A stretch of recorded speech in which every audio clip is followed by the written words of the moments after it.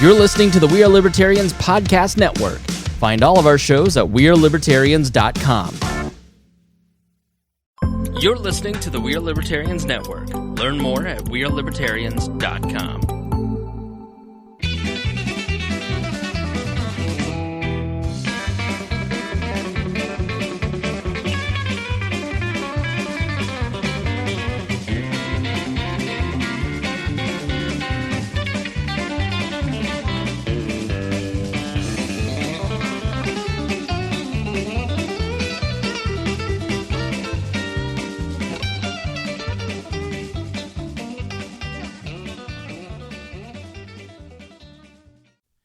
Welcome to the Boss Hog of Liberty podcast on the Weird Libertarians Network. This is episode number 79 of East Central Indiana's favorite podcast.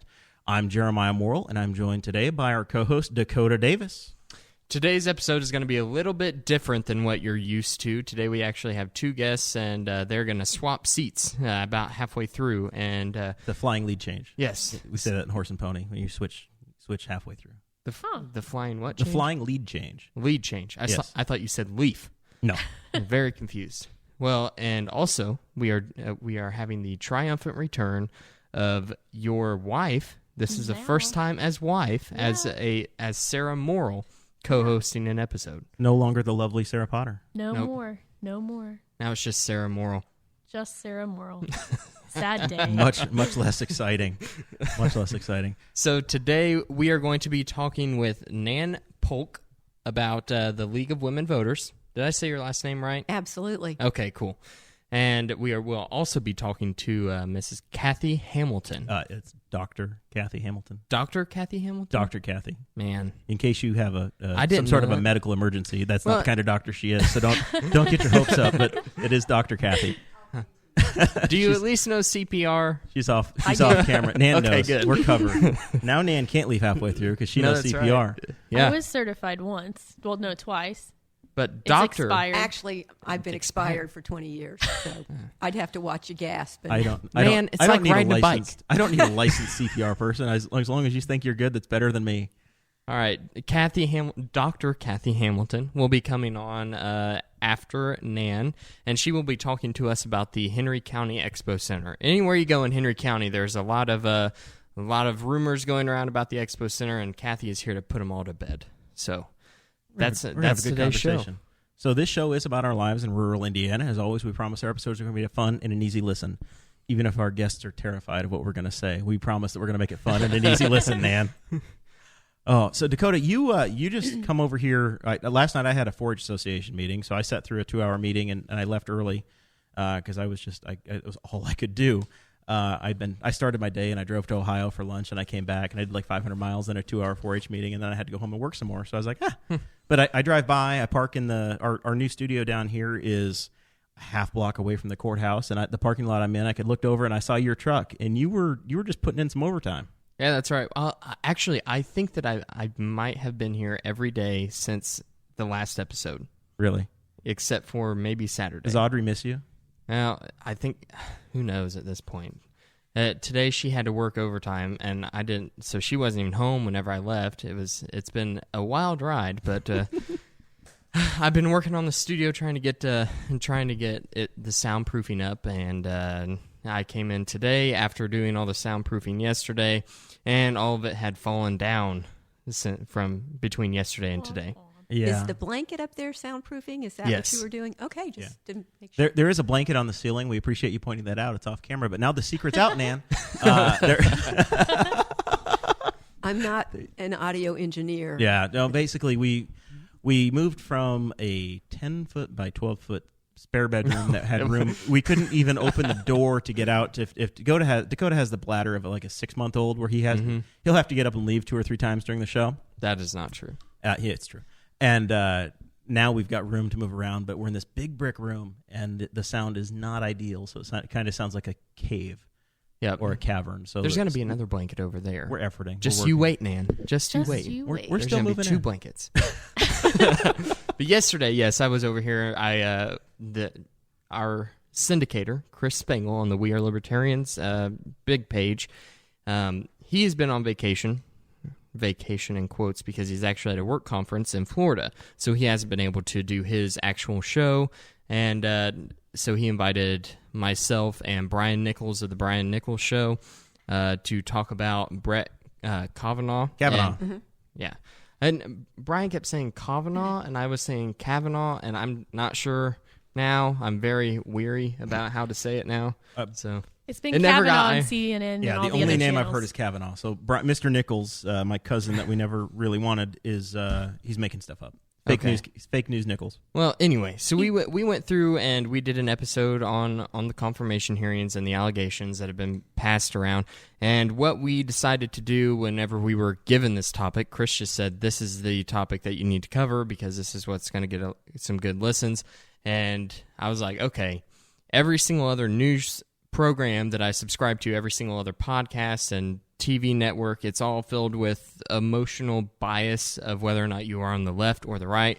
So we decided to put together a timeline going day by day of the hearings, starting on July 9th, whenever Justice Kennedy decided to become a senior official and retire, and Brett Kavanaugh's Kavanaugh. I don't know how to say it now. It's because Brian's from almost Canada, and that's why That might be right. his accent's a little off. It's okay. Yeah, bucko.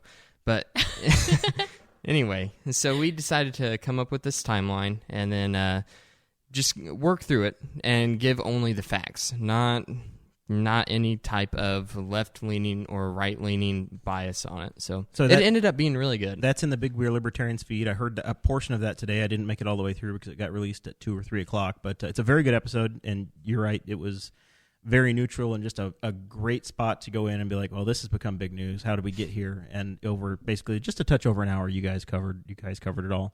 I think another accuser came between when you guys recorded it and now, so I think they're up to 3 now. But they have 3 it's accusers. a constantly moving target. And then the president had a presser today. But you guys did a really good job. Gold star for the day.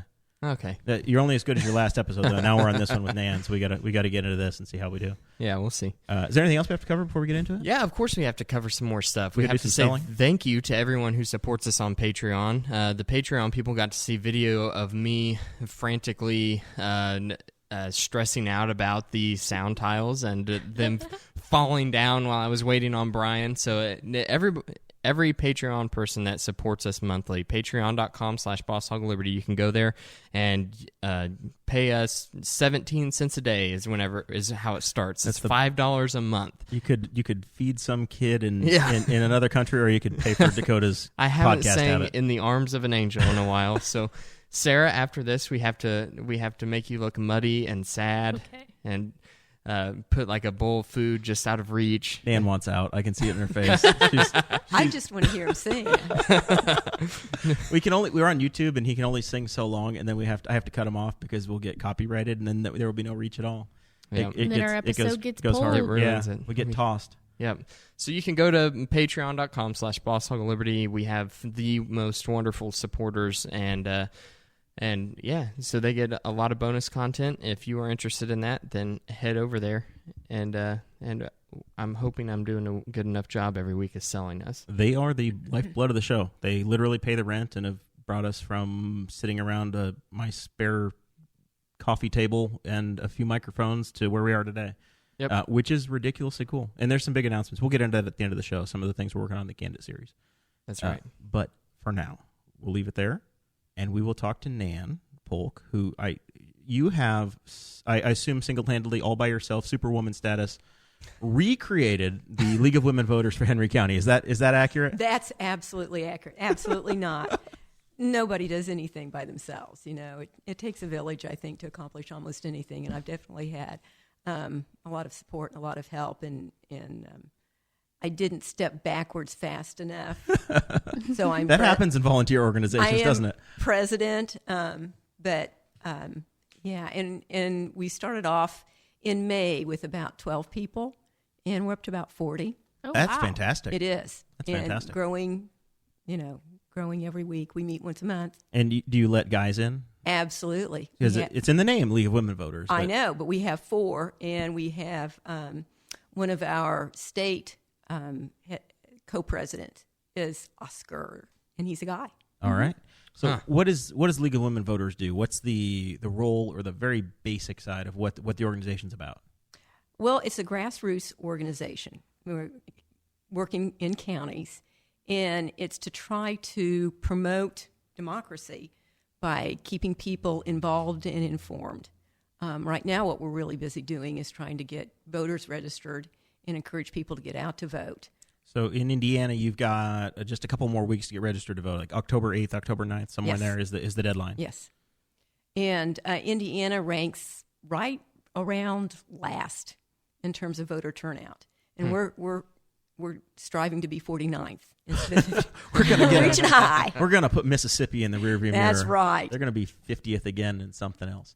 I don't know if it's Mississippi. But I don't know. I'm just going out on a limb. We'll pick on them. If it's not them, maybe it's Kentucky. Half Newcastle's from Kentucky, so we'll pick on their kid. There you go. You're probably from Kentucky, people, aren't you?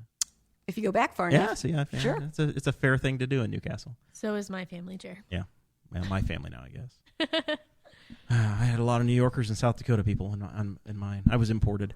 All right. So if you guys are having some events for registering people to vote, you can register on your phone. You can go to the driver's license or to the BMV, or you guys have an event coming up at the library. Is that right? We had it yesterday. Oh, you already happened. It was yesterday. Thousands registered. Everybody in the county's registered now. You know, we have worked at this on several different locations. We have been to the Moreland Fair. We went out to Farmers Pike. We've been to Raintree Square. We were at the library all day yesterday. I think we've maybe 20 people. Okay. But we have checked a lot of people. IndianaVoters.com, and you can register to vote online. It's really easy. So is that the process that you guys use whenever you're registering people, is going to IndianaVoters.gov? We've done that, and we also have some forms that you can just get at the courthouse. Yeah, you just got the paper forms that you and can then fill out, and then you turn them into the voter registration office. Exactly. So I think, we've done it both ways. And also, one thing that the League of Women Voters is concerned about right now, and in fact, we have sued the Attorney General of the state of Indiana for the way that they are trying to purge the voters' registrations. And so we have gone back to check a lot of people to make sure that... they didn't get removed accidentally. Exactly. Well, accidentally on purpose. Understand. All right. So the... That's an app on your phone you can use. Yeah, absolutely. I use it all the time. Because we check, from the political side, we check you can review a ballot. So you can make sure, or if you're a voter, you can pull it up and say who's on my ballot and what district am I in, who's going to be there, so you can become an educated voter as well. So you pull up that Indiana Voters app and you figure out, what the school board is. You serve on the Newcastle Community School Board. Yes, I do. And those are nonpartisan races, right? But until about this time of the year, you really don't know who you're looking at for school board, what they, it's not one of the most vocal races, but it's, you pull that app up and you can figure out, hey, these are the names, and then you can go out and find those people and get information on them. Another thing about League of Women Voters I want to make sure and point out is that we are nonpartisan. We don't oppose or support any candidate or any party. So how long has the League of Women Voters been around, like nationally? Nationally, we're coming up real quickly on 100 years. Really?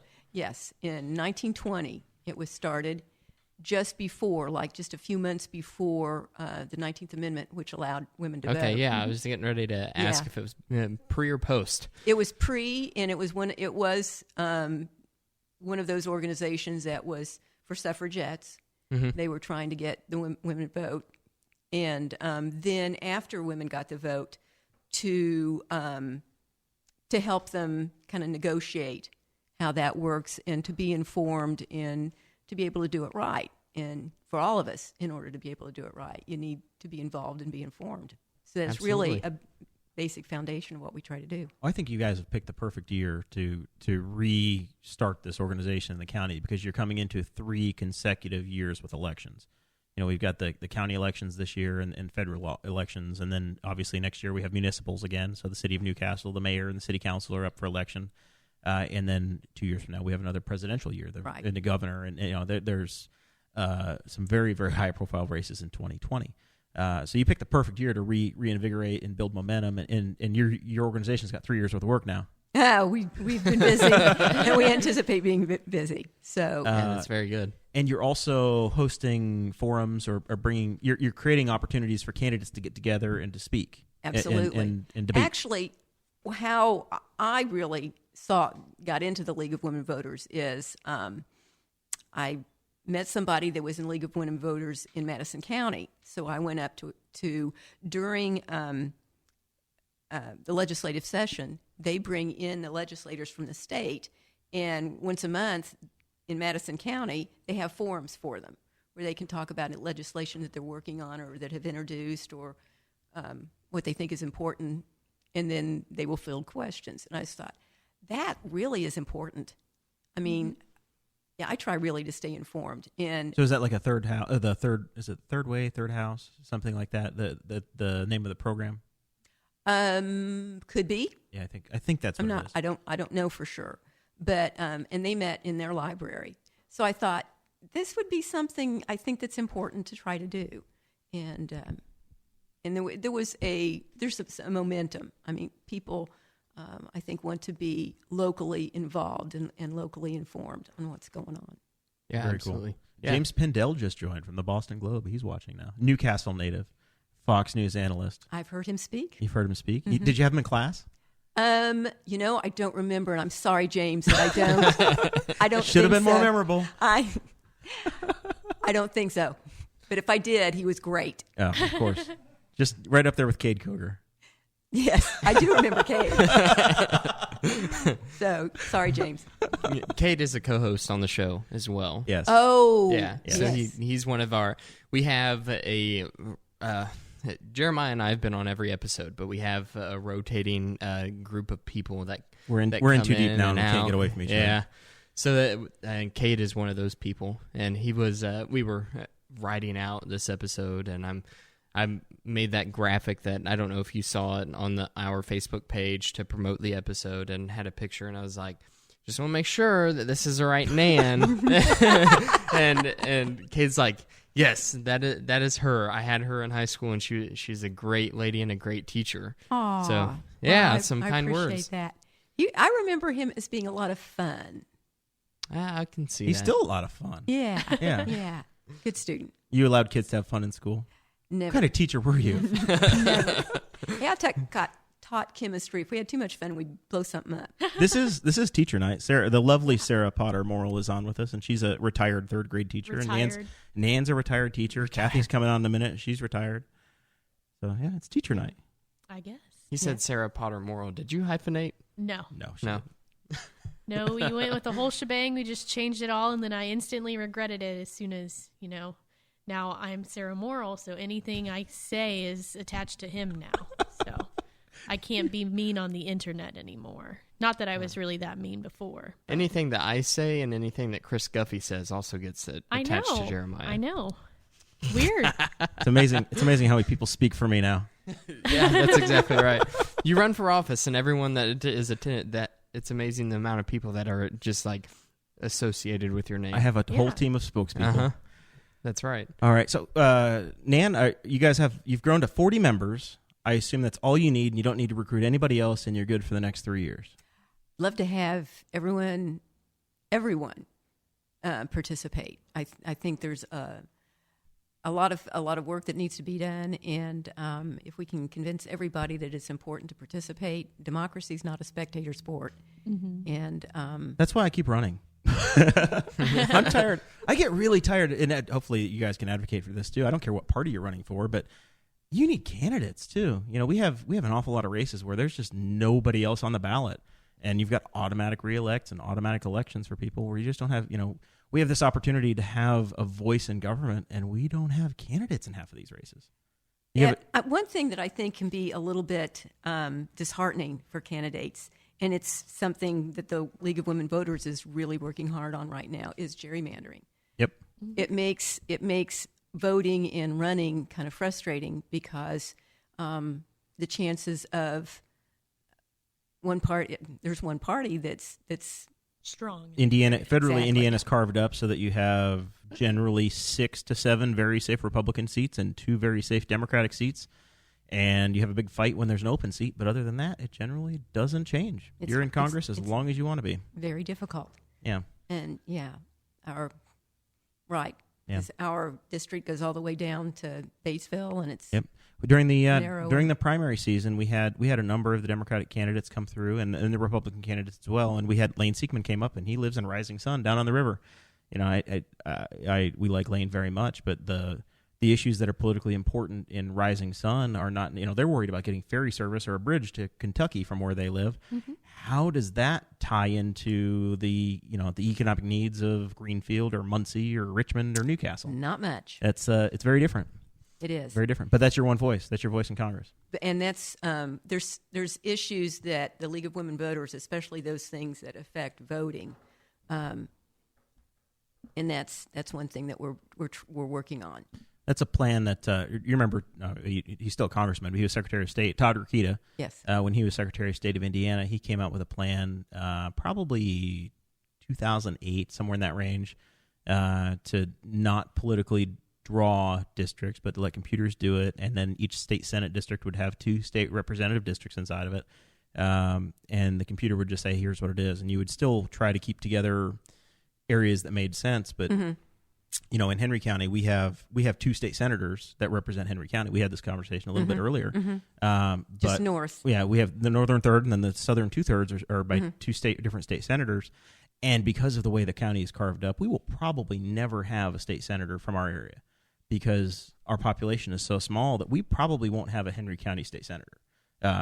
Because of the way the state house race is set up, it's very likely we have somebody from, Tom Saunders is a Henry County person, and we would most likely have a Henry County representation. Sure. But from the state senate, we're represented by 2, but one's generally going to be from Muncie or Anderson, and the other one somewhere. Jean Lysing visits us constantly, but she's an hour and a half south. Yeah, but she does do a good job. Yeah. I think of touching base. But you don't know what the next one's going to be. No. Well, but the League of Women Voters is lobbying to try to do something about changing the way the districts are, like you said, how they're drawn. And I think there was a law in the Senate, but it never got read past it. Yeah, there have been bills offered, but it's just going to take time. There will be new maps drawn for the 2022 cycle, so they probably have 1 to 2 years to really get some legislation passed. Right now you've got, a supermajority where the one party doesn't need to show up at all. It is what it is.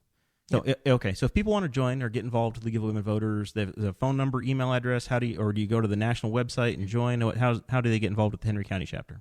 You can come on the 3rd Thursday at 5:30 at First Friends, the basement of First Friends Church, and we would love to have you. Now, say somebody like Sarah works in Indianapolis and can't get there until 6. Is she allowed to show up late? You know what? You might miss the cookies. Oh, darn. I don't eat sugar, so that's okay. We would welcome any comers at any time. Great. So that would be great. Very cool. Well, Nan, we thank you for coming. Is there anything we forgot or left out that you needed to plug, or that we're derelict in our duties asking you about? Well, we'll say we right now are working on voter registration, and we also have issues that we take up and advocate for. But we're also, and right now we haven't gotten this in place, but we're working on it, trying to also be very active locally, where we'll go to different meetings and try to be a presence and try to just be aware of things that are going on. And one thing we stress being informed, and in today's society, information can be skewed occasionally. So trying to actually... Are you watching the wrong cable news channel? Depends on who you ask. Depends on who you ask. I watch several anyway, but in trying to be active locally and being aware of what's going on locally and being informed. So we'll have our members at some of these different committee meetings and reporting back, and so we have a national level and a state level and a local level. And right now we're so busy with voter registration and our forums. There's a forum in Newcastle the 25th. Okay. and it will be in the courthouse. It starts at 4:45 for a meet and greet. We have another one that we're helping to sponsor in Middletown, and that is the 23rd at 6 o'clock, I believe, in the Middletown Library.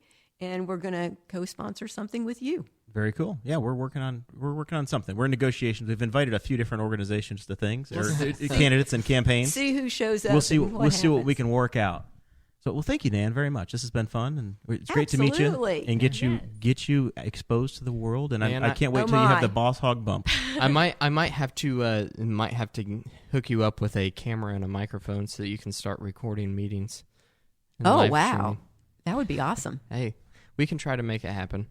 I would love that. All right, I would love that, There and we I go. really appreciate the opportunity to come and talk about what we do and promote the league. And I was a little bit intimidated about being. I've never watched a podcast that I know of or been on one for sure. Mm-hmm. And then I found out it was libertarians, and then I was really scared. But this has been fun. We don't bite.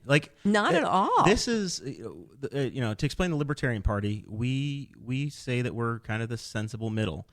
We generally are fiscally pretty conservative. I thought I was sensible middle. Maybe you're one of us. Oh. Generally, we're fiscally conservative and socially tolerant. So it's a live and let live. There you go. We try not to drop bombs on people unless we're going to declare a war, and leave things alone. So and pretty reasonable people. So thanks for hanging out with us. Thank you for asking me. It's been fun. All right. Good. We'll see you soon, and you're welcome to hang out and enjoy the milk and cookies that Sara laid out for us. They look awesome in the green room. Oh, thanks. And over there in the green room. And we'll do the flying lead change. And there's some and artwork help over there Cathy if you want to jump go on ahead it. and hang it up for us. Jump on the show. Screw guns right there on the table. And now the next guest entering the Thunderdome of the Boss Hog of Liberty. It's Dr. Cathy Hamilton. Man. Yeah. Dakota's been wanting to do that for a while. Nan's upset that she didn't get the same welcome. Nan got the NPR treatment, and Dakota's ready for the WWE with Cathy. Yeah, there we go. So welcome, Cathy. How Thanks are for you? having me. Glad to have you here. We're gonna have Dakota adjust your microphone because you're gonna be you either need to slide forward or he needs to slide that back towards you. You guys can decide how that's gonna go. I'll wait till she gets seated. And we'll reset like we're a professional radio show. I am Jeremiah Morrell. We have Dakota Davis, co-host. Sara Morrell making her co-host return. First time in probably a year. No, I was here right before the wedding. Yeah. Oh, see, it's not. I was off camera, but I was there. Remember, she made a last appearance as Potter. Yeah. It was with Donnie. Oh, Cousin that's Donnie. right. I was Cousin there. Donnie. Very well listened to. That's right. Now I do remember. Yeah. I'm Convenient. glad I'm memorable. There's been a lot of these shows. Donya Lester jumped in the chat, by the way, our guest from last week.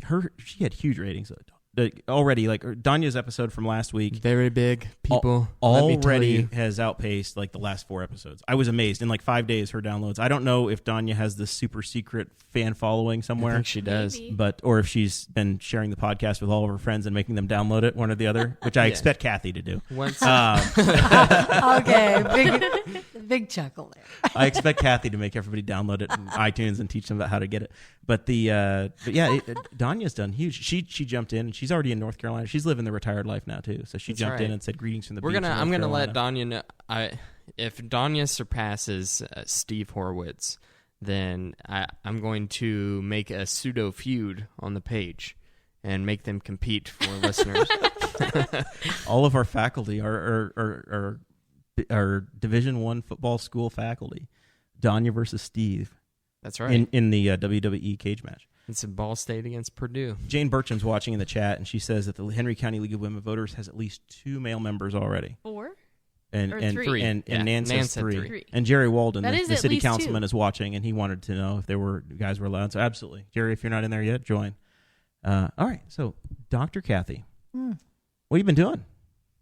Today, Yeah, I actually spent the day in Indianapolis at a national conference on parks recreation. very cool. Parks and Rec. Did Ron Swanson make an appearance? If he did, he didn't make an appearance in front of me. Was Aaron Dickin there talking about the pit? Otherwise known as the 1400 Plaza. Boy, there you are picking Cathy's hot button issues. I'm getting it. Kathy goes. It's like a scab. You just got to rip it off, man. So Let me rephrase that. I was in Indianapolis today with Park and Recreation Association. So Cathy is here today with her Henry County Expo Board or Expo Center fundraising chair and spokesperson role, that hat you're wearing. You're also involved with the Hope Initiative, which I'll let you give we'll say a 30 to 40 second elevator speech on what the Hope Initiative is and how that tied into the Expo Center and where we're going with all this stuff. Okay. I don't know if I can do that in 40 seconds. And it's a goal. All right. It's a goal. We're 20 in now. Hope Initiative is the result of a campaign promise of maybe 12 years ago. And the goal at that time, the mayor wanted a task force around poverty. And quite frankly, I did not think I should say yes to the request because I had been away from Newcastle for 38 years and it seemed a little premature to jump in. So you are from Newcastle and Henry County originally. Mm-hmm. You went and taught and you moved to Ohio and had your professional career there, and then you came back home to Newcastle. 11 years ago. Okay. And Hope Initiative, I'm a national consultant around poverty issues, how they impact communities, schools, and poverty does impact. Absolutely. And that's not said as an excuse. That's said as an explanation. It does impact. And so I didn't see how I could say no, although I was a little bit timid to just come home and start that. But within a very short while, we had a name, Hope Initiative, and we had a mission. Our mission was to extend dignity to every citizen in the county. And that is a lofty goal, but if you're going to have a goal, have a big one. And in essence, on some days, that has meant we advocate for the smallest of citizens, birth to age 5. That's our early learning project. We're very proud of that. Which our previous guest, Nan, is a part of. Of course she is. She's on the Education Committee in Hope. And we just hired a director for that program, and she's just done amazing things. She's brought a wonderful grant to the project. But I think, as importantly, we've pulled in some county schools, and they've actually put preschools inside their elementaries. We're very proud of that program. Another project we're working on right now is trying to build a substance abuse coalition. All of that emanates from 6 years ago when Hope went around the county asking 2 questions at the behest of the mayor at that time. What do you love about living here? And there was a lot. And then we asked what would make it better. And out of that came many of the projects we work on. Came this programming. Mm-hmm. So that's all happening, and you guys have a building downtown Newcastle, and our friend Travis Wyke, his Save Games library is in there. We've talked about. We had Travis on. We've talked about that. So all of those things have momentum, and you're making an impact in the community. And then about a year and a half ago, maybe 2 years ago at this point, November 2016, the Henry County Memorial Park I was a part of that at the time on the Memorial Park Board. Mm-hmm. And there was discussion about we need to redo some buildings, and there were some projects involved. And the county commissioners went to the Hope Initiative group and said, "Hey, can you help facilitate this program?" Pretty much. I said November 16, my first encounter with the park, other than when I was a child and would hitch a ride with neighbors to go out and play in that marvelous park, and then gone a long time, came back, and loved to just spontaneously, And you said this park hasn't changed in 30 years. Lots of it has not. Of it has not. Very original. But I had been asked by one of your colleagues on the board and the superintendent to work around some grants. And I write grants for some folks sometimes. And just a hobby. I think some people like to take naps, and Cathy likes to do grant writing. Well, I think there are people and organizations that like to help, and I like to give them an opportunity to do that. So we were looking for that grant, and I don't think you can write a successful grant without really knowing your client. So I was just diving into the research, and literally 2 months later, you're right, Jeremiah, we were approached and asked, would we conduct some focus groups around the county? We did that for 5 months, And we did that at the behest of both the park board and the commissioners. And then we made recommendations last June 2017. It was an amazing, we're very honored to have been a part of it. And I think out of that has grown an extraordinary project, not just the expo, because every part of that park is being impacted right now. So Henry County has a really unique asset in Memorial Park. We've got a 300-acre, more than 300-acre park that inside of it has an 18-hole golf course. We have a first-class equine facility. We have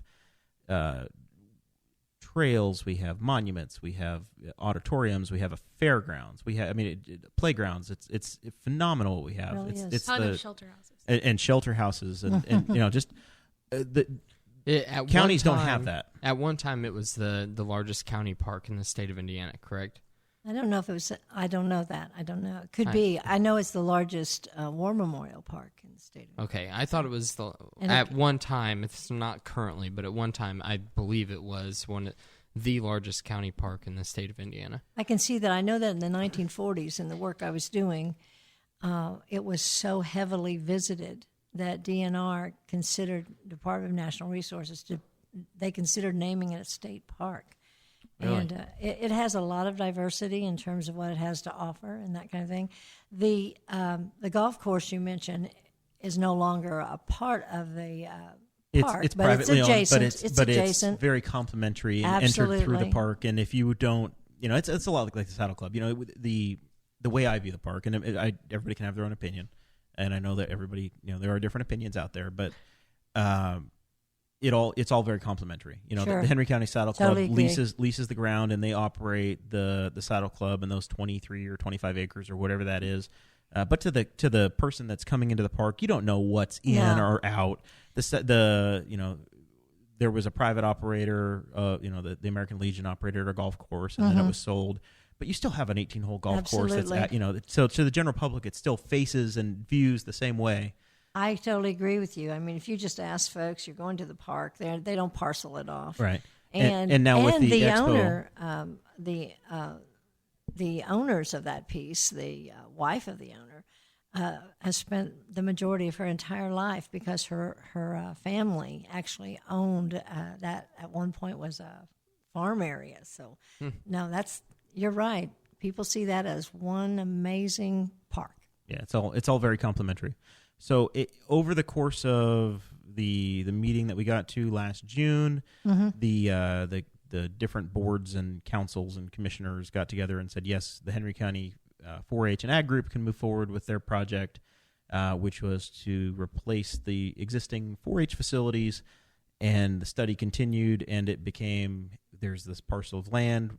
We're going to build a 65,000 square foot Expo Center inside of the park, and the commissioners have entered a lease with the Expo Center board, which I'm a part of, and it's a 501c3 nonprofit organization, just like the Saddle Club is. And there's a 25-year lease, and now this organization that you're working with can move forward and develop and build this thing. So what's going to happen in this thing? Well, I think just rolling back a bit there, in the beginning, the plan was they were going to rebuild the barns that are behind the Smith building. And I don't know, 55, 60 years ago, a group of farmers came together and put their own, some of their own funds, and certainly a lot of their talent and their sweat equity, and they built barns. And it served the animal part of 4-H very well. The plan was to rebuild right on that same spot, and soil borings made that not possible. That space used to be a landfill, and underneath that had at one time been a pond. And so when they started going down, folks looking to see, okay, we're going to build here, they determined that it was not suitable for today's construction. And quite frankly, I'm going to be very honest with you, I was not involved in it until that point in terms of that construction. But looking back on it, I believe it was a stroke of absolute best luck ever. Because if they had built back the barns, they would have had an extraordinary place for their animals. But they would not have had what is now going to be a full program. The 4-H of today is not the 4-H of my children. Today's 4-H is robotics. I mean, they have everything else. I mean, they still have the sewing, and the livestock and cooking, and that's those types wonderful. of projects. That's a part of ag business, but they also have speaking contests and art and photography and the STEM, the science, the technology, the engineering, and the mathematics. Those aren't limited to 4-H. Those are career options now. Yeah. And so what happened when that pause button was pushed because of the location, folks rethought it. And so when they finished up, the Smith building is going to be amazing, I believe. They are modernizing the upstairs and creating a veterans museum in the downstairs, which it is a war memorial park. So we'll give a little bit of context because we have listeners. We have a guy that came through here 2 weeks ago who's from Hawaii, Craig DeCosta, and he listens because our community is very similar to his. He lives on a Hawaiian island. It's like 60,000 people. So for Craig and people that just listen from a distance, the Smith building is an auditorium. It was our county highway garage 40 or 50 years ago. It's been converted over, and it's a two-story or one story with a walkout basement. Sure. Stone, very ornate building that had an annex built in the 30s or 40s. As a part of the government piece of putting people back to work. That's the WPA time. Right. And so it has wonderful memories for folks. It has some makeup errors that when we were having these conversations, it was even on the table for a moment. Tear it down. I mean, literally, there were some folks who said, it's done its job, and it has water and issues, and it has. Some people think it's an artesian well, other people think something else, but there's a water piece underneath it. Could we drill into the well and then sell the artesian water? Would you like to be on my fundraising committee? I think you have a career. Until they make that decision, Dakota, they're going to actually reroute the drains into the pond. But bottom line, that's important because that water's being wasted in the pond. No, the fish don't think that. The museum cannot move forward until we have that water issue. So we were talking earlier, and like we're talking about now, we're talking about Memorial Park, the new Expo Center that's going to be built.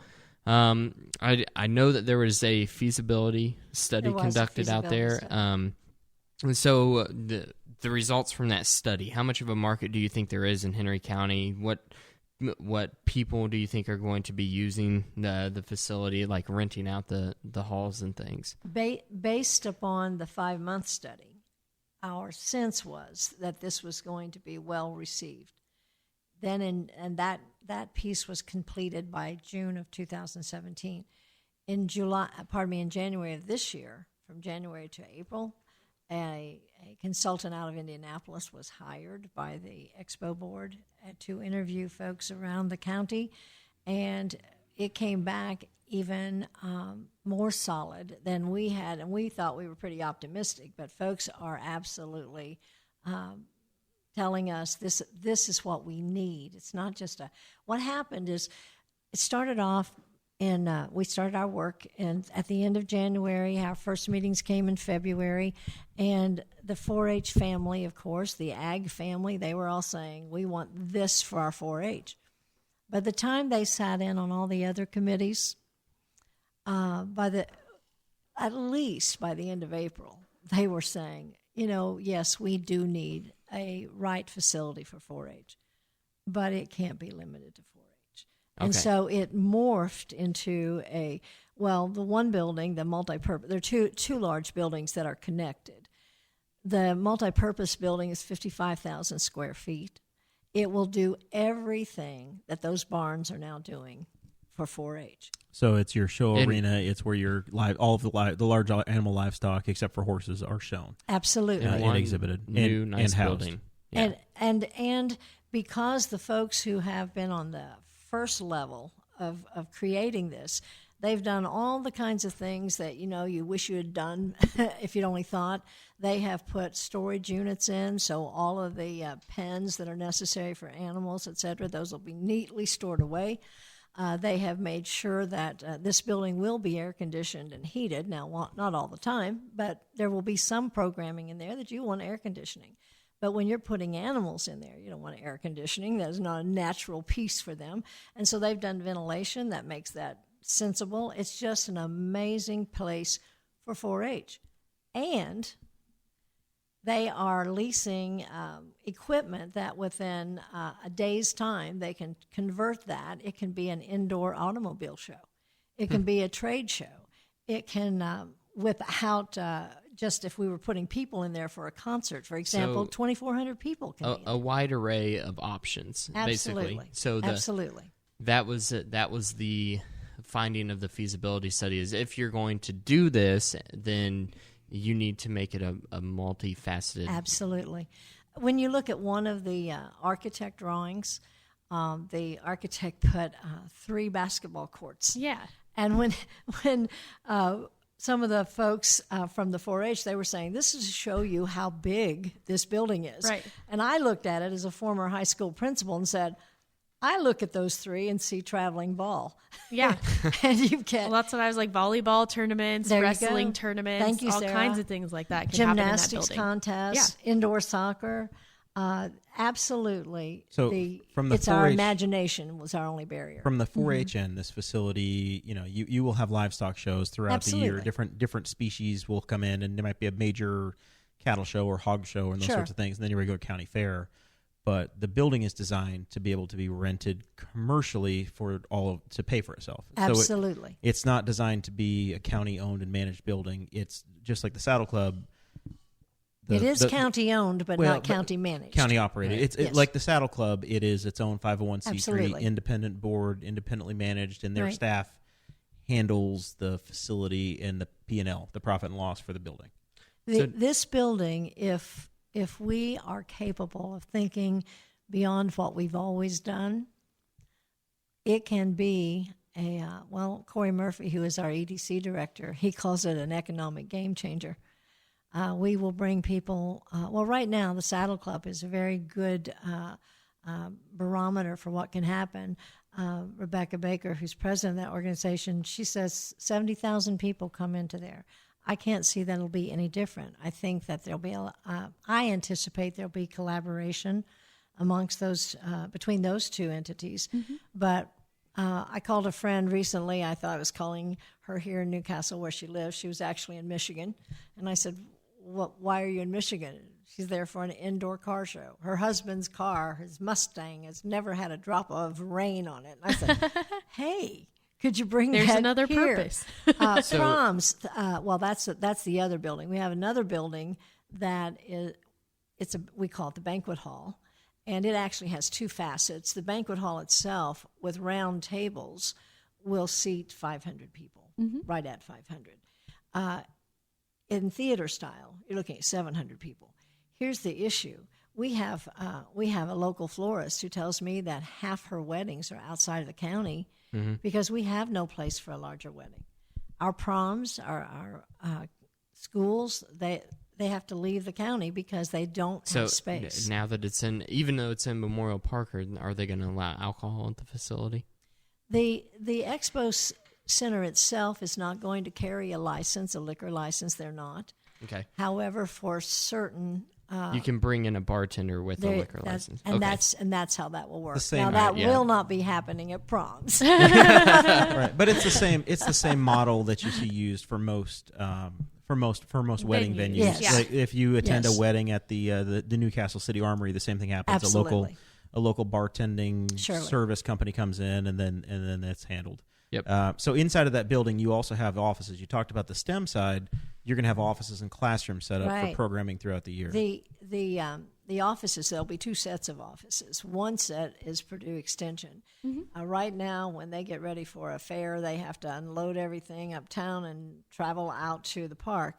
They will have permanent offices inside the banquet complex. Which is similar to what Wayne County, Indiana does. A number of counties Yes. have that, where their extension office is set up in that type of center. I believe Morgan County's is on their fairgrounds as well. And that is just continuing to learn more about all that is in this piece.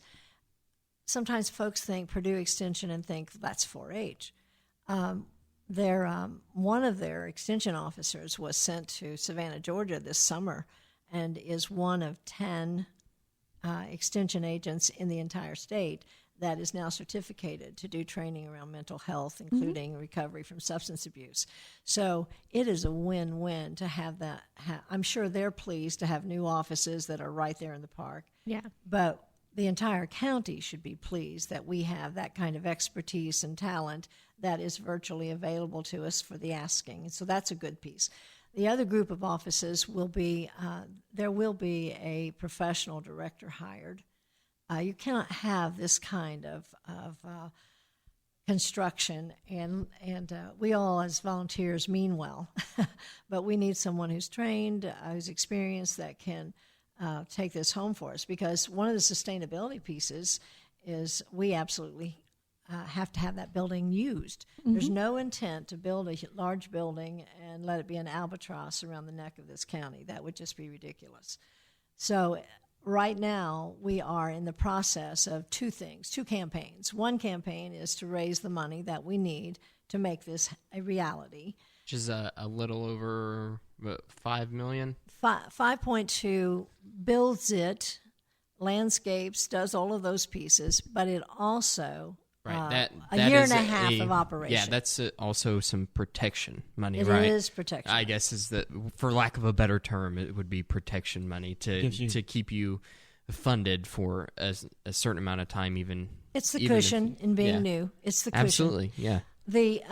The other campaign we're running is to make sure that we fill the calendar. So if you are, and please, you're welcome. Visit us at the temporary offices at the municipal building in town. But they're on the wall. There's a 2019 calendar, and Jeremiah's going, she really does this to us every meeting. They're filling dates. We absolutely need to fill the calendar. Did we get any of our junior leader meetings on that calendar? Absolutely, yeah. The 4-H meetings will be happening out there as soon as the building opens. That's the reason for the classrooms, so that we have 4-H programming. Our club meetings will be able to happen there. Now those classrooms, there are 2 permanent, and then there's they used to call it a kiva, I think, and Nan spoke of her Indian heritage, a kiva, where it's just a large room that could accommodate probably 100 people, but you can open it. And you can close it off and have 4 separate classes. Yeah. So you guys have the calendar for 2019. Do you have a projected time that you think this is going to be finished? Oh, yes. The intent from this crew, and I ask them with some regularity, is July 19 will be the home of the fair. Oh, it will be there right then. And then we have some contracts already signed for October and November. And we have verbal, and Jeremiah's going, she's doing it on air. I tell folks, I love it when people wish us well. I like signatures. I like signatures on intent cards. I like signatures on contracts.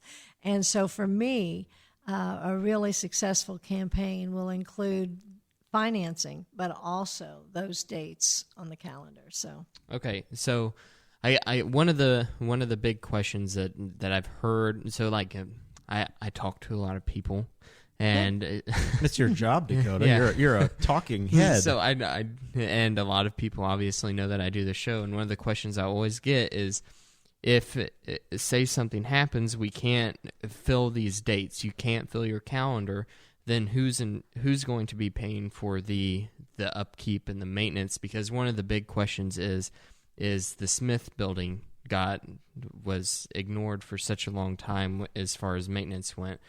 How can we make sure that that's not going to happen with this? I guess I'll respond to it 2, maybe 3 ways.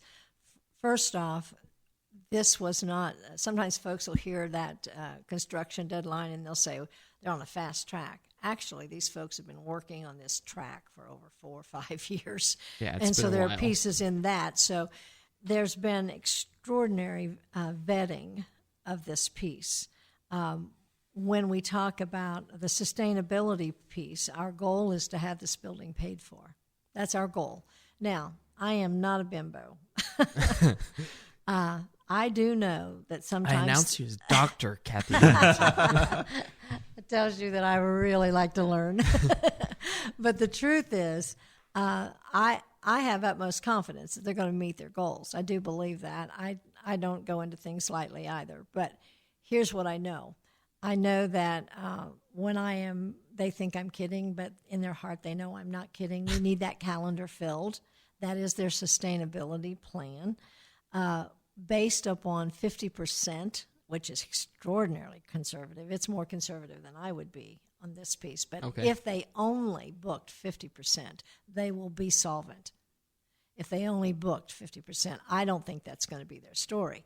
Here's what I'm hearing. I'm hearing that folks just have been waiting for a new approach to how we grow our county.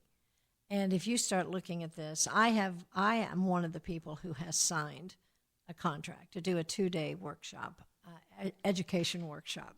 My doctoral degree, I really couldn't help you if you needed a breathing person, but someone who could help you breathe. But my work is in education, and I think that Henry County is positioned geographically wonderfully to not just do a one-time 2-day conference. I want to do this ad nauseum. I want the conference to become so extraordinary that people say that's our fall PD, and we'll travel. I have been a national consultant since 2005, and people come. People come from 3, 4, 5 hours away. They will come to conferences if they're worth the trip. And our intent is to work with local universities, and let's make this be absolutely awesome. So that's my piece, but look at all the others. I mean, the other kinds of pieces that are going to be real here. Have you been talking to like some of the factories and other businesses in town about having like meetings there? Yes. And okay, cool. Yes, and we're getting yes. Awesome. Yeah. And what we'll be looking at, there'll be some pieces where this Expo board is very generous in their heart toward their county. So there'll be different kinds of rates for nonprofits, perhaps, versus whatever as we work through. Mm-hmm. But the full intent is for that to be a very busy place. I actually threw this to the Expo board, talking with a couple of our school superintendents. I said, could you see a bus leaving your school a couple times a week and heading to the park where they would be met with adult mentors, and parents would know their youngsters had a couple more hours of adult supervision. I mean, we just have to decide how we're going to use that park. So this is obviously the board and the 501c3 is running the facility, right? So on the flip side of my negative Nancy question, what happens if it's hugely successful and they're pulling in all kinds of money from places? Where does the leftover funds go, if there are any? Actually, it does work as a nonprofit. That doesn't mean it has to be broke. But in essence, the lease that has been signed, the commissioners will continue to own both the land and the building, but the Expo board will operate the facility, including its finances. Now, they will do some things that they haven't done in the past. It's the 4-H piece of that. They intend to pay their way. They intend to contribute to the park, and I think cool. In the plans. There's a playground that's being displaced by the building and a couple shelter houses. Yes. The Expo board is rebuilding an handicap or an ADA accessible playground in the adjacent area. There are some shelter houses that are getting moved and repositioned based upon where the commissioners and the park board want them. So there are improvements in the park that are going to happen naturally just because of that. But then, if this facility is we'll say printing cash, Dakota, the obvious thing, just like the Saddle Club does, it reinvests back into the community. It reinvests, sure. All right, so let's talk about the finances for just a second. It's about 5.2 is the full capital campaign. Right. The county, on the original plan, when they were going to rebuild on the original site, there was a $2 million bond that was taken out, and that $1.2 million that was the balance. There was a bond taken out that was going to pay for voting equipment and park improvements. Right. The original goal was to rebuild those structures where the existing ones were. Instead of doing that, they said, okay, we're going to give that to this project, and that was the money we're going to spend here.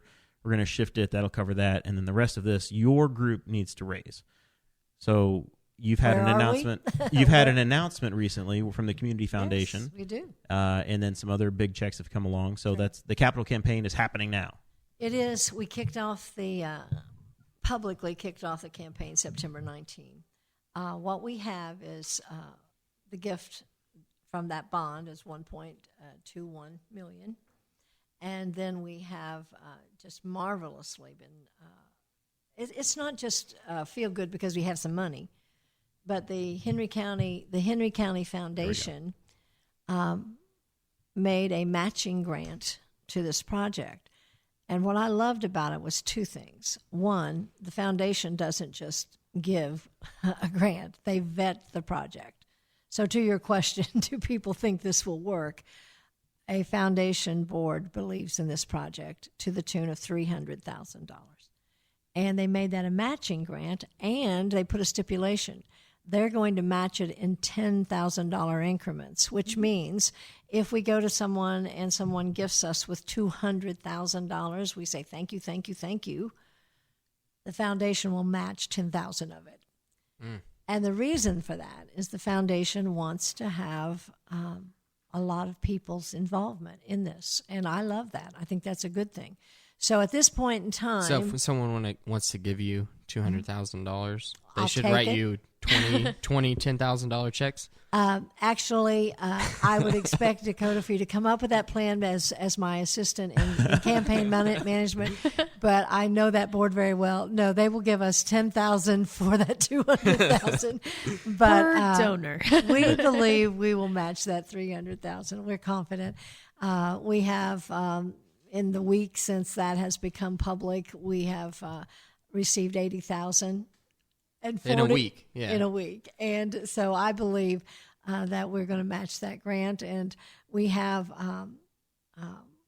we're going to have big events, and we're going to have some smaller events. We've been doing a lot of coffee clatches. Those are kind of fun. Dakota, you get 8 of your friends together. I will come to your place. We'll talk. We'll eat dessert, and then we'll have sweet talk about this Expo Center. Okay. And then We might you have can to do it get at me Jeremiah's place. $10,000. I don't know where I live anymore. Dakota's There's a spare decided he's- bedroom, I think, at Jeremiah's. There's room at my house. I know we We've have got all a kinds nice of big meetings there. kitchen table that would have room for 8 Right. people. But we're not cocky. I want to be clear about that. Mm-hmm. But we are confident And- that people, if we get to say to them what this means to this county, I believe people will support it. So Mike Broyles is saying that if somebody gives $5, they're going to match $5. So if you make a small donation, you're $50. If you give $50 today and write a check to the Expo Center, that turned into $100 for the project. Absolutely. Absolutely. So it's not you're any not amount just up to $10,000 Yeah. they will match. and you're Got it. absolutely thrilled for the $50, $100, $200 donations sure. all day long. You're Absolutely. not just looking for some rich guy to write a $10,000 check today. Absolutely, we are not. I tell you, it's going to take all of us, and together, I like the all of us, because I think that's sometimes when a few folks do something, then you have a few folks feeling the commitment.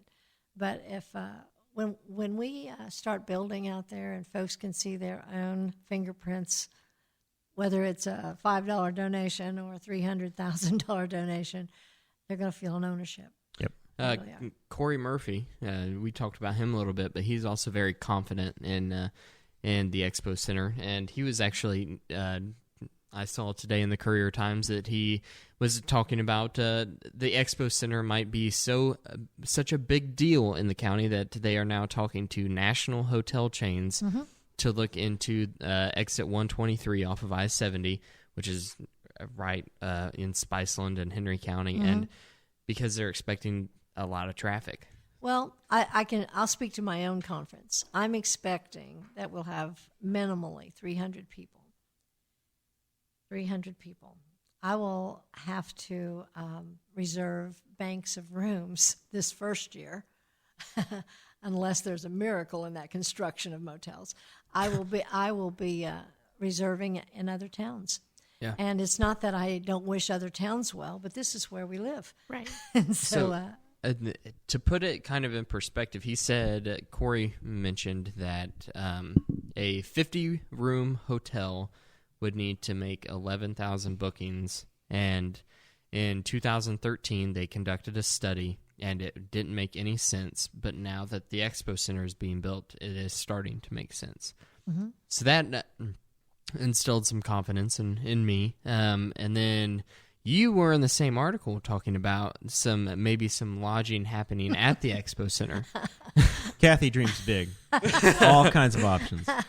Life has taught me that if you want big, you've got to dream big. Walt Disney, the great researcher Walt Disney, he said, if you can dream it, you can have it. So this group has 60 acres. They have 60 acres, and 5 acres will go to this piece. And I'm going to take the credit or blame for this lodge, because this cannot be in other people's mouth. They didn't necessarily say it. But in my head, I said, what a marvelous addition. And I was thinking a 60 room. They don't need a banquet hall. They've got one right down It's not entirely unheard of where you have lodges at parks. Like a lot of Indiana state parks have lodges. Right. And I had some folks, and I don't resent this. I think that if an idea is any good, it can take some pushback, and if you can't explain it, and sometimes you get something that causes you to think deeper. Someone said, one, why did we put it in Memorial Park? And two, why would people go to a lodge in Memorial Park? I'm a road warrior until 2 years ago, when some family illness kind of clipped my wings. I was spending an average of 225 nights a year in motels. Whoa. I know. Holy cow, Cathy, you need to settle down. You just thought I was an old woman. I know. You just thought I was an old woman.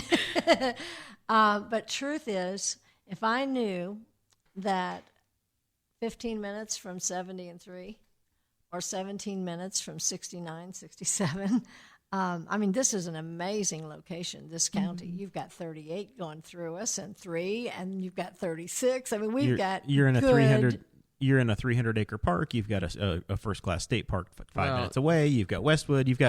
There's all kinds of nature and outdoors. Cathy, Indiana is the crossroads of America, and Henry County is the crossroads of Indiana. You're right. Yeah.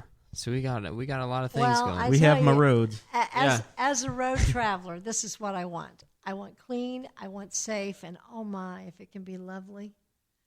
I don't think there'll be a problem filling this. I just don't think there'll be a problem filling a lodge. But that's on the shelf. So where do people mail their checks? Let's start with that. If somebody wants to write you a check today. Expo Center, Box 137, Newcastle, Indiana. There we go. Super easy. That's what we need. Absolutely. P.O. Box 137. And just write your check to the Expo Center. Absolutely. Not and if it's under $10 grand, it just doubled.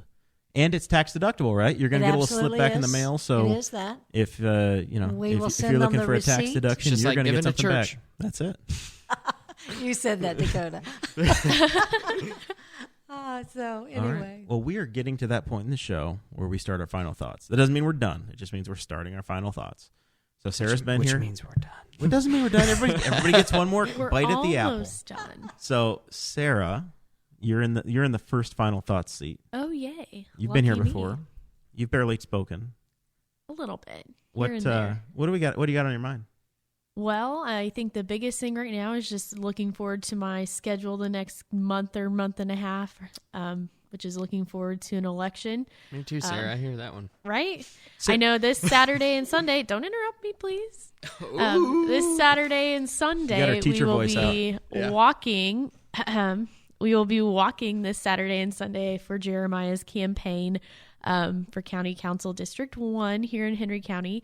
So we would love to have anybody who'd like to join. I'll be setting up some maps and some other things for people or some different tools that we have now to use for this walking campaign this weekend. And then we're just looking forward to hopefully having a good next month and a half of meeting people, talking to people, and seeing where they fall. So.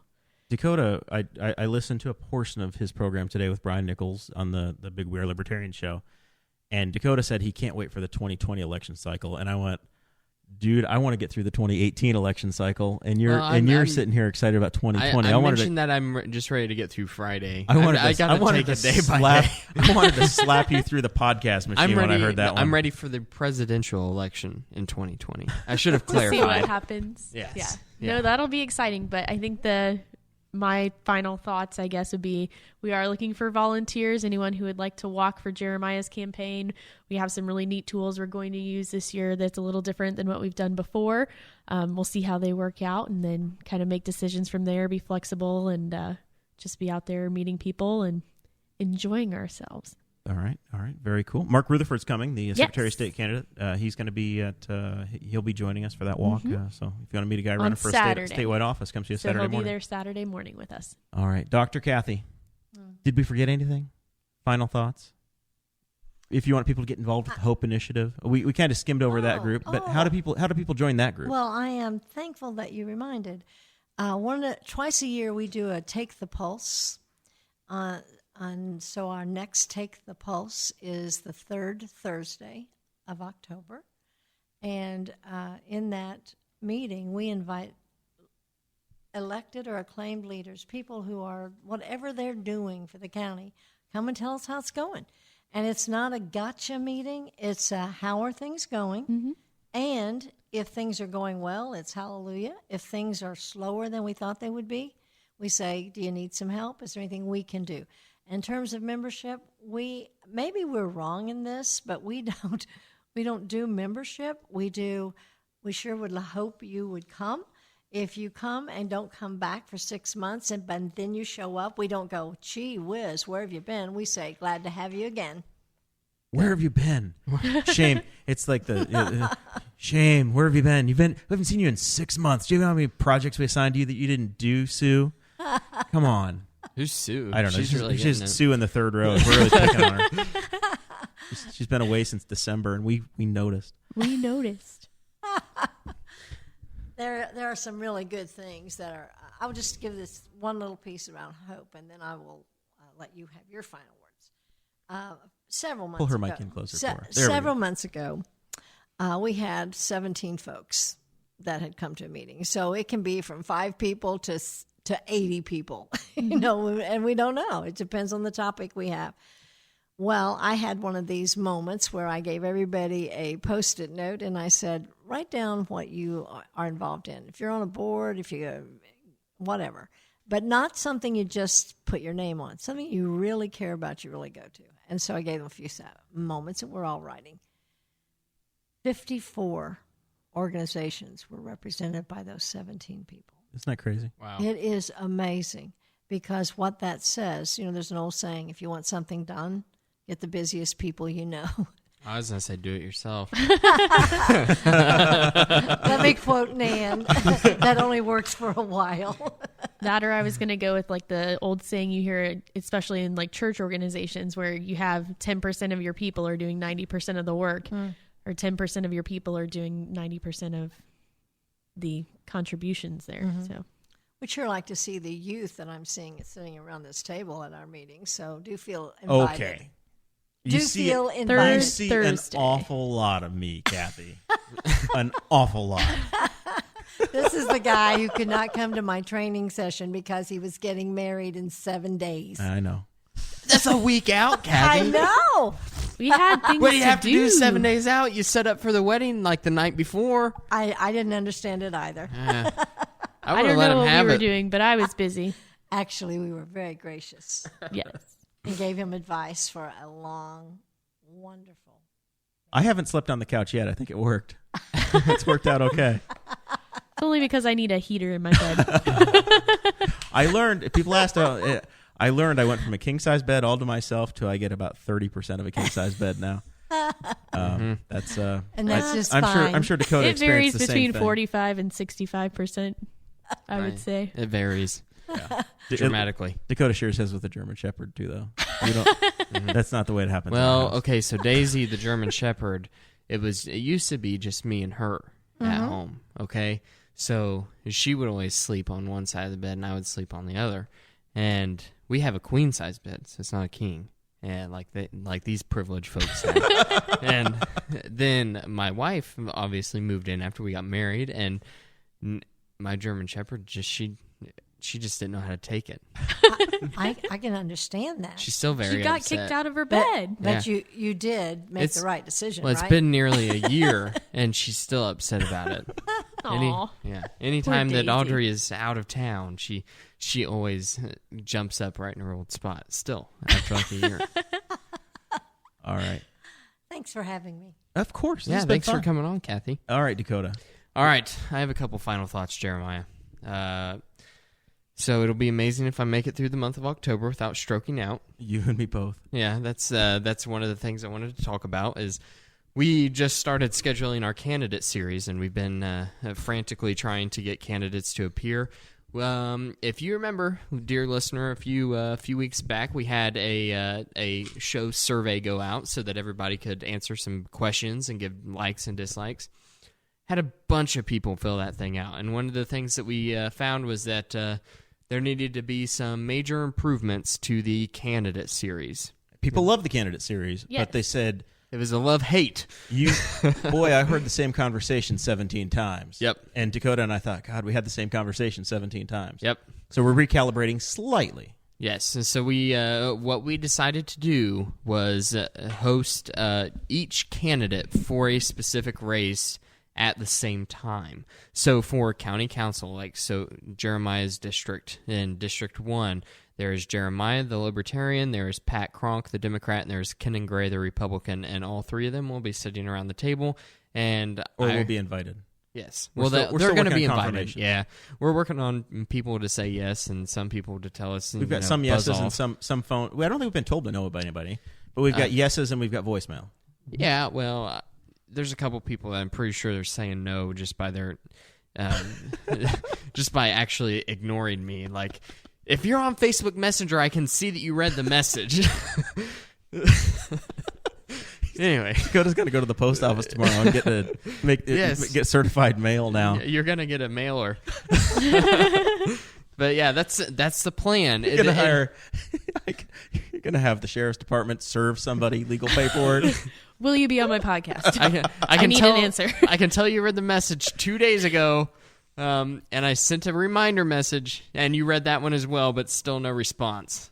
Maybe they're checking their calendar, Maybe. Who But that knows? would be nice to respond with. Let me check my calendar. I have Yeah. some events that we're Yeah, planning at that's this all moment. I'm asking Yeah. for, Sarah. It's not the Dakota Davis show. It's not the Jeremiah Morrell show. There are hundreds and into the thousands of people that watch this show that are 50% of them are in Indiana, and a great majority of those are in Henry County. So you are Speaking to given the the voters. opportunity to talk directly to people, and we don't have cable news in this community. This is as close as you get. So if you want to speak to the voters, you get to deal with these fools. But Yeah, so that's what we're having. It's not going to be a formal debate. What it's going to be is a lot like other radio shows that you've heard where candidates are talking and they might have a disagreement, but we'll do a pretty good job of keeping it civil. there's no clock. Moderating. Nobody's on a clock. It's not you have 2 minutes to answer, and we're going to buzz you off. You're going to be finishing thoughts, and we're going to have conversations, just like we did for the primary side.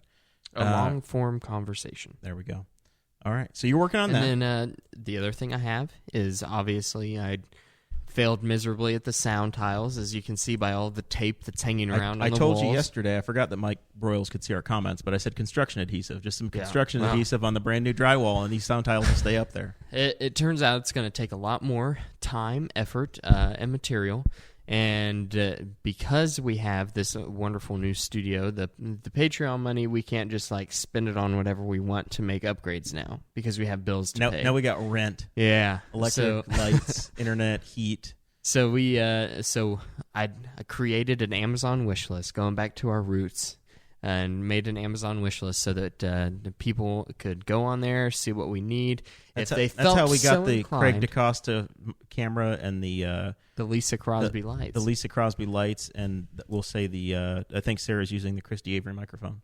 Well, look Yeah. at you, Sarah. Lucky me. But We need yeah, a that's Christie sticker we have right we have a Amazon wish list. It's plastered all over our Facebook page, and you can also just search Boss Hog of Liberty in the profiles, and you'll see our logo pop up with a wish list. And as soon as you click the buy button, it'll send it to the studio. So it's wonderful. So if you could go on there and give us a little bit of help, there's stuff that we actually need for the quality of this show. Mike Broyle says he's sorry about the rap part. You shouldn't be sorry, Mike. You're doing a great thing. Liar! We're happy to be here. You're not sorry. No, that's a good thing. Mike and Scott and his group have done a phenomenal job flipping buildings and turning them around. And honestly, our rent's not. The rent is not too Very damn high. reasonable. It's very reasonable. Very reasonable. It's a great thing. Yeah, it is. And then the other thing, if you are not on the Patreon and you don't want to do the Amazon wish list, we also have a PayPal account, so you can just make a one-time donation. Search Boss Hog of Liberty on PayPal, and it will pop up, and you can just send us your money. All right. All of it. The whole paycheck. Are you done with the commercial? I'm done. All right. Well, it would be fun. I know we've had a really good live viewership here, and this podcast will do phenomenally. If you do mail a check in to the Expo Center, somewhere on that check, just write on there that you heard on the Boss Hog of Liberty, so those guys know what kind of reach they got. And Cathy gets a little feedback for, hey, I did that podcast, and it raised this money, and how in the world did I get this check from this weird place? So people will know. Just put a little note in there that says, yeah, I heard on the Boss Hog of Liberty, so people know. There's a memo line. Give her a little bit of traceability there. Yeah. Cathy, thank you very much for being here and all the volunteer efforts you do. You're a huge part of the community, and I know you work tirelessly, and you've got a lot going on in your life, so we're really happy to have you as a part of this. Jerry Walton said that your gears never stop turning. It's true. She single-handedly got 14th Street reopened. So her picketing and protests got the job done. Okay, so the one thing we've worked on, and we have received positive communication back. November 1st, we are going to host a debate here, or a debate, or whatever. You pick the terminology that you like. All three candidates for the state Senate seat are going to be here. They've all agreed. So Correct. Dave Cravens, Mike Gaskell, and Greg Nolan will be here with Dakota and I. We're going to have a conversation that'll last 60 to 90 minutes, and it'll be available for everybody to watch. And we get to elect a new state senator. Doug Eckerty is retiring.